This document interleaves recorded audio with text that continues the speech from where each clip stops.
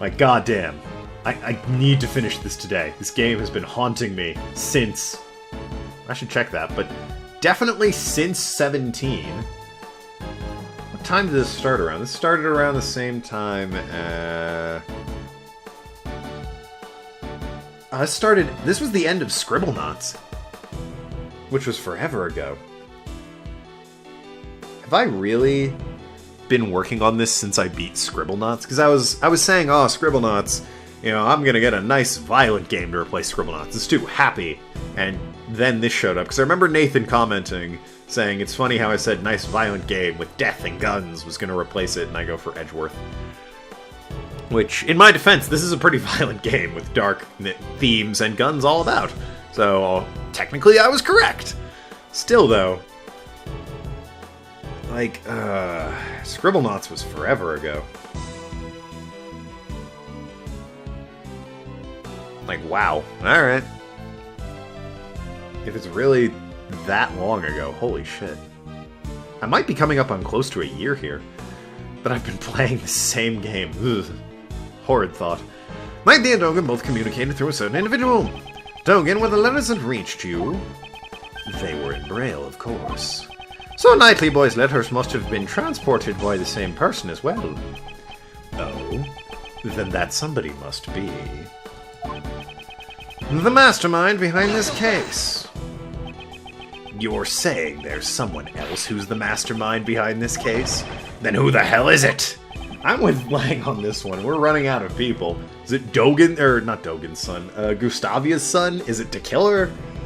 Dova's son, Knightley, is already deceased.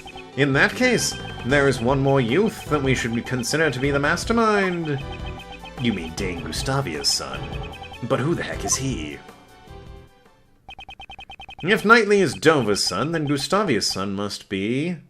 Rook? Rook's dead! It can't be Rook. What the... Ah! God. We're the only friends either of us has had since childhood. Who are you? Oh my god! Once again, you can hear the click in my brain. Holy tits. Oh my... Ah... Oh my god. Oh, you bastard of a character, you. Ah! Son of a bitch. Somebody... There are a couple somebodies chuckling to themselves right now, snickering with glee, because they knew this was coming. Ah! Well played, Ace. Well played. Bravo. That is a round of applause. Holy shit. I'm not going to do the voice until it's revealed in case there's somebody watching this for the first time who has somehow not put it together. He was the same as me who never had real families. It can't be. Could it? Could it really be him? Mr. Edgeworth, what is it? You've gone all pale. Yeah, I would too. I figured it out.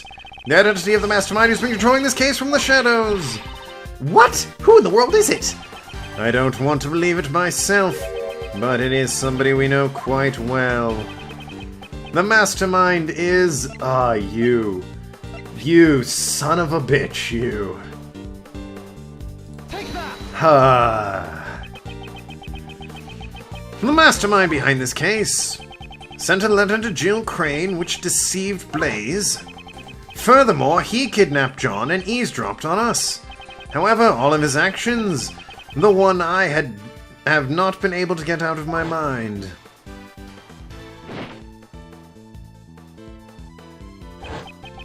Is how he brought an unconscious Kay to the roof. He had the monkey's help. The giant monster. Huh? Did you say something? That's right. The key to exposing the mastermind is in the monster's true form. Okay, so I need a new voice for him when it's revealed, but I think for these flashbacks I can say, I almost forgot. If you'd like, please come to our next show. Oh, Galactica. I'll also be performing in it. Oh, that might have been a giant. The Berry Big Circus is always fabulous and fun for all ages. Miss Swift, there is something I would like to ask of you. What? You mean me? You said you recorded the sound of Mozilla spewing flames. Would this decisive evidence of yours be something you recorded on that tape recorder? That's Mr. Edgeworth for you. You're good at figuring things out, aren't you?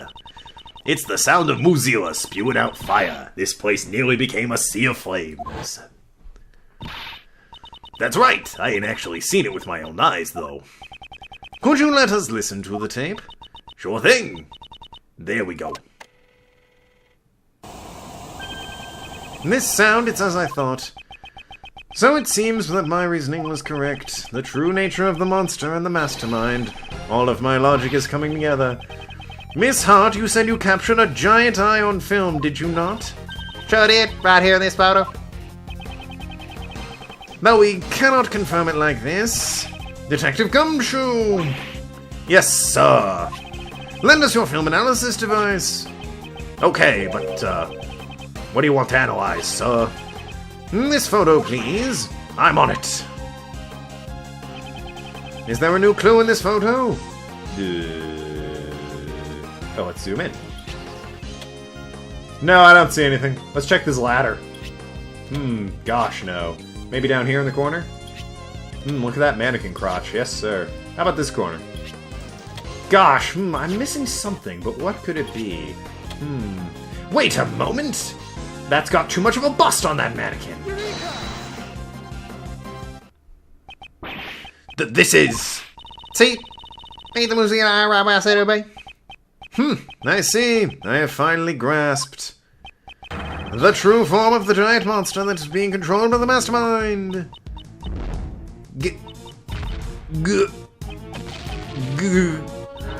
Giant monster? Are you admitting it? You are, aren't you? You admit the Mozilla is real? No, this is not Mozilla. This is the eye of a different monster. Please have a look at this. It's a flyer for the very big circus. Ah! This is... Precisely. There is a rather large balloon with the head of a lion pictured here. Wow. A little cheesed at that. It's not like that was ever hinted at, but whatever. The balloon is a true identity of the giant monster. In addition, the sound Miss Swift recorded, which she believed to be Mozilla spewing flames.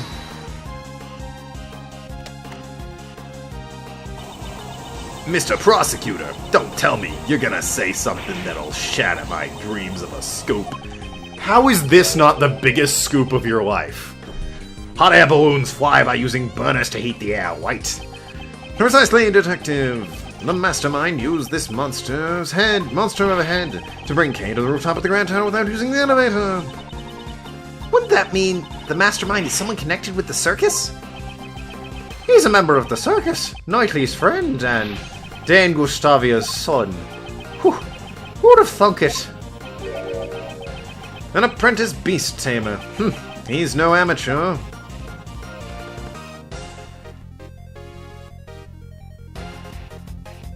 His hair changed color.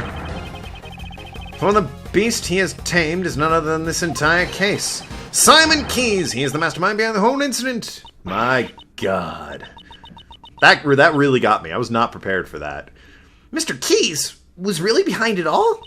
No way. I don't believe... Obviously, he wasn't behind the IS-7 incident, but everything else... Yeah. Okay, maybe not the first one either. Maybe. Who knows? I don't believe it. I mean, we trusted him. How could it all have been a lie? That's just heartbreaking. Kay. What is it? Hey, you! Stop! Where do you think you're going? The boy with horns is rather perceptive. The good prosecutor has done a remarkable job. Now that I have heard that, I have no further business here. What? Wait! Dugan! Oh God, the dog. Damn it. Where'd he vanish to? How did all of you let him get away? Mr. Edgeworth, are you okay? Yes, I'm fine. However... That guy. John? That Dugan guy. He's the one who killed my dad, right? There is no question more difficult to answer. However, there's no use in denying the truth. Yes, John, you are correct. He'll pay for this. I swear he's going to pay. I'll make him pay myself. John, you mustn't finish that thought. Prosecutor Edgeworth, please pay us no mind. Sir, I've put out an APP on Dogan. All available police units will be searching for him. You heard the man, kid. I don't mean to be heartless, but we need to hurry too. So, Mr. Prosecutor, where's the Mastermind right now? Agent Lang is right. Our top priority right now should be catching the Mastermind. He said he would be practicing. He is most likely at the Very Big Circus tent. But first, Agent Lang, I have a request. A request? What is it? God damn it, he keeps doing that! Now that we've identified the giant monster, our next order of business is to capture it. The moment we arrive at the tent, I need you to locate that specific item post-haste. And Detective, I ask that you perform a follow-up investigation on the kidnapping incident. Roger that, sir. Mr. Edgeworth, I want to help out too. In that case, you'll be in charge of calling for backup. If he is truly the Mastermind, we may require assistance from a certain someone. I met him so many times, yet his facade always fooled me into sympathy. He may have got the better of me in the past, but this time I'll settle it once and for all. How long is this game? It's so good, but it's so long. That's only kind of a complaint. Damn, do I like this more than the previous game? I don't know. The previous game's very good, but this is very good too. Like, it's got me... I was sort of going through the motions towards the end, because I was like, alright, we need to be done. We need to be done. And now it's thrown me for a fucking curveball, and it's like, oh shit, I need to see how this finishes. This is definitely an oh shit moment. I don't know. The previous game is very good, particularly the last case. Although this game's last case is also very good. It's a question of which one I like more, really. I think so far I like the last game a little bit better, but this game's still going. It might prove me wrong. This might be my favorite game, which is a damn shame since Capcom never bothered translating it, that this is just the best of the games. Because so far, this game is, like, easily... It's already way better than any of the ones after it. Apollo Justice and the two 3DS ones. And again, I have not played the DLC cases. I am told by that one guy whose name I unfortunately cannot remember that the DLC case for Dual Destinies is one of the best cases in the entire game. As a game overall, this, I think, might be my favorite, if not the first Edgeworth game. Although it's hard to beat the first game if you include Rise from the Ashes, though. Definitely those are my top three, the two Edgeworths and the first Phoenix Wright, but, yeah, it's hard to say whether this beats out the first Edgeworth or not. Let me finish the game. Ah, Mr. Edgeworth. Nice makeup. Are you guys here for the show? He's gonna change. You all know he's gonna change, and I'm gonna change the voice for it. Mr. Keys, Miss Barry. Tragic clown. You're a little early, I'm sorry, but we're still getting ready.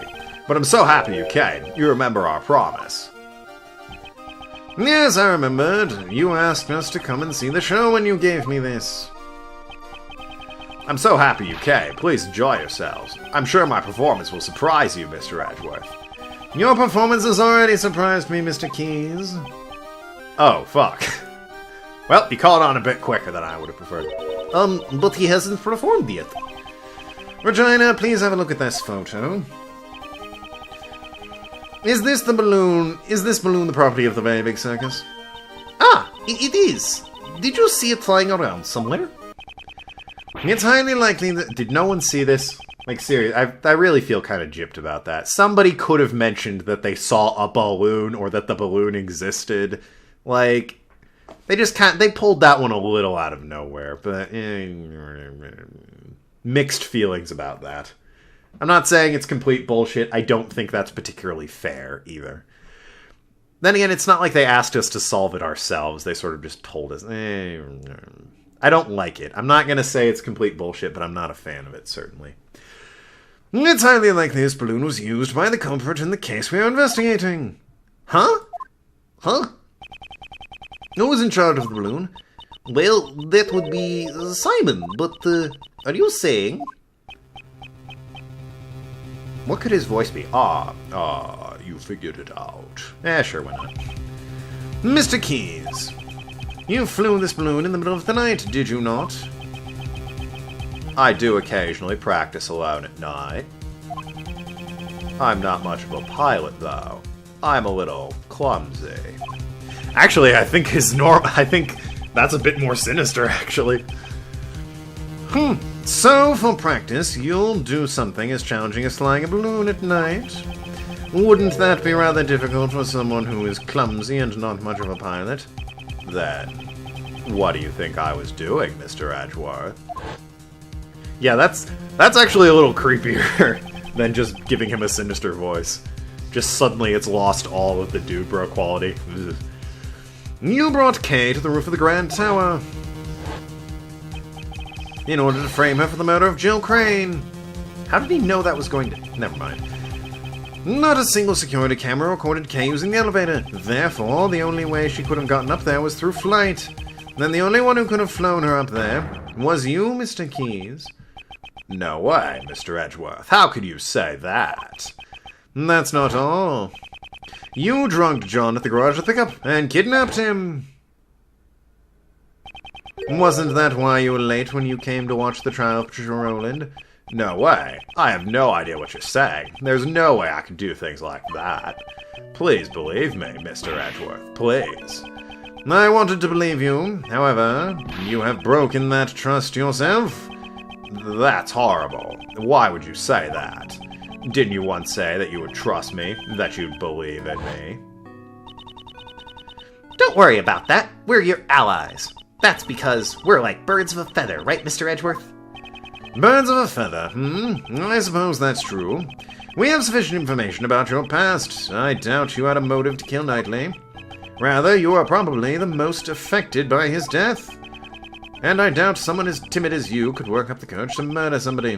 Alright, I'll get you out of here. We will believe in you. I'm so sad. Those words were all lies. It wasn't a lie. We really did trust you. Kay, even you? You said we were like birds of a feather, and yet... I'm hurt, Kay. You've hurt me deeply. Oh... Hey, Mr. Edgeworth, maybe Simon isn't a bad guy? Nah, fuck it. He's going down. I see, so that's how you operate. I understand now all too well. No matter who you face, you find an emotional weakness and exploit it. You guide each person towards the outcome you desire without them even noticing it. That is how you were able to mastermind the entire case. I may have fallen for your tricks before, but not this time. Simon Keys, I indict you! So, it's come to this after all. You were always so full of confidence, Mr. Edgeworth. But I rather like that, because now I can rip that confidence to shreds. Really? Fucking acro monkeys and everything? Woodland creature. I knew the hair would come down. I totally knew the hair would come down. Yeah, he is... The makeup... What? Why pig? Really? We had him...